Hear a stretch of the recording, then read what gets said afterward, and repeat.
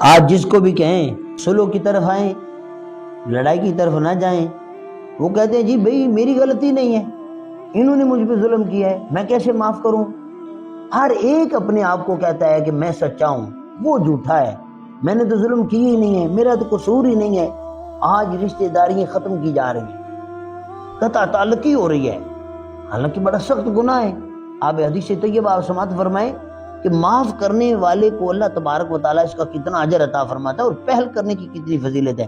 حضرت ابی بن کعب رضی اللہ تعالیٰ عنہ سے روایت ہے کہ نبی پاک صلی اللہ علیہ وآلہ وسلم نے ارشاد فرمایا، جسے یہ پسند ہو کہ اس کے لیے جنت میں محل بنایا جائے اور اس کے درجات بلند کیے جائیں، تو میرے کریم آقا فرماتے ہیں اسے چاہیے کہ جو اس پر ظلم